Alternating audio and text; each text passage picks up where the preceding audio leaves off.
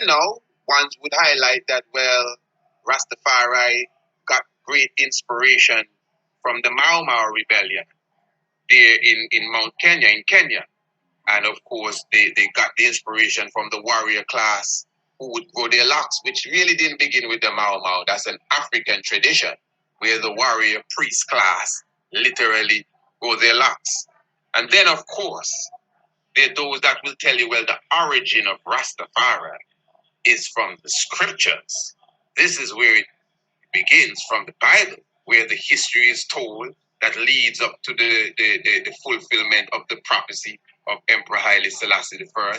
And of course, this is where the first individuals who would have called on Rastafari would have received their inspiration.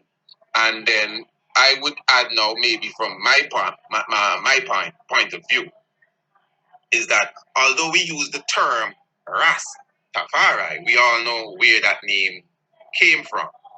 But what Rastafari really represents as a culture, because Rastafari also is a political movement, by the way. We got to be very serious about that. We can't deny that. I know some Rasta deny that and we don't deal with politics. I think they're mixing up what I'm saying. Different politics. We as Rastafari, just like the Black Panther, whatever, we rose up. Even in Antigua, we have a phrase where we say Rasta rose up out of black power. The narrative may be a bit different depending on where you're from, but we speak that. Brother Isa knows exactly what I'm speaking of. In fact, he's from the area, basically, where Rasta would arise up out of black power. So Rastafari is a political movement that is a Pan-African movement as well. There are those of Rastafari that are much more Pan-Africanist than spiritualists. And then obviously there are those as Rastafari who are definitely more spiritualist or even biblical, I would say, than even of the Pan-African tradition. And of course, there are those who would blend the two. So you see, Rastafari is a unique thing, Is that also is a political movement, by the way. We got to be very serious about that. We can't deny that. I know some Rasta deny that and we don't deal with politics. I think they're mixing up what I'm saying. We as Rastafari, just like the Black Panther, whatever, we rose up. Even in Antigua, we have a phrase where we say Rasta rose up out of black power. The narrative may be a bit different depending on where you're from, but we speak that. Brother Isa knows exactly what I'm speaking of. In fact, he's from the area, basically, where Rasta would arise up out of black power. So Rastafari is a political movement that is a Pan-African movement as well.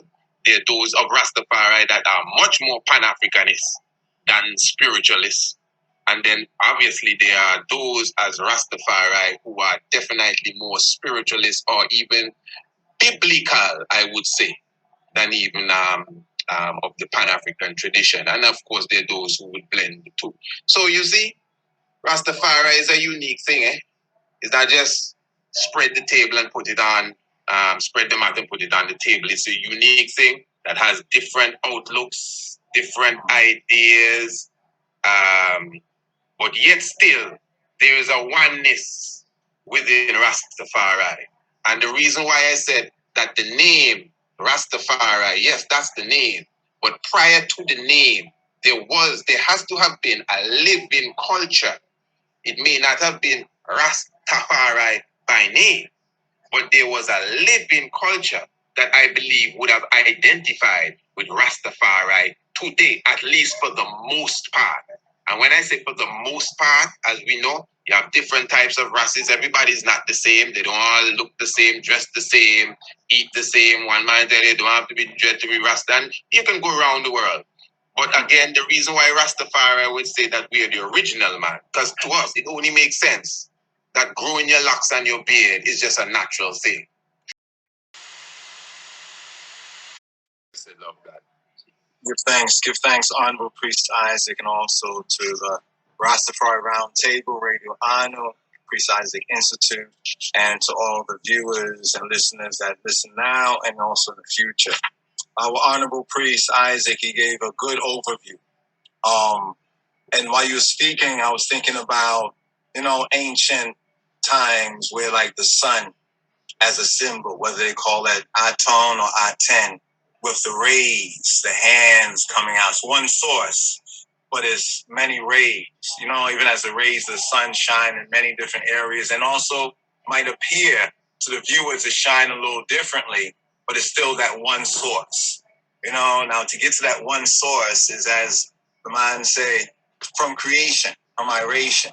And although the name Rastafari is a revelation in a biblical or scriptural sense, because for the Ethiopians and for His Majesty, the scripture does have a significance, but a significance in their own interpretation. Some things might be shared with others who say they are Jews or Christians, but the Ethiopians and Africans have a very unique, and we can say even original, point of view in these interpretations. So because somebody says Bible, we should not all think everyone interprets the Bible in the same way.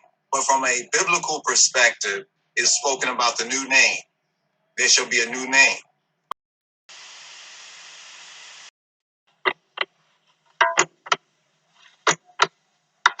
Name Jagat and is a rebel among men.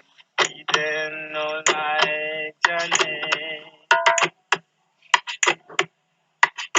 Yes, a new name Jagat and is a rebel among men. He then no like your name. For when I call him Rastafari, watch how we can tremble. He then no like your name. For when I call him Rastafari, watch how we can tremble. He then no like your name. I are the black Jews, and Israel King is Israel God. And upon the crucifixion tree there, where Jesus Christ is crucified, you say I Negos, rule Israel. You know, say, and yes, let me show you, say, him, them put on the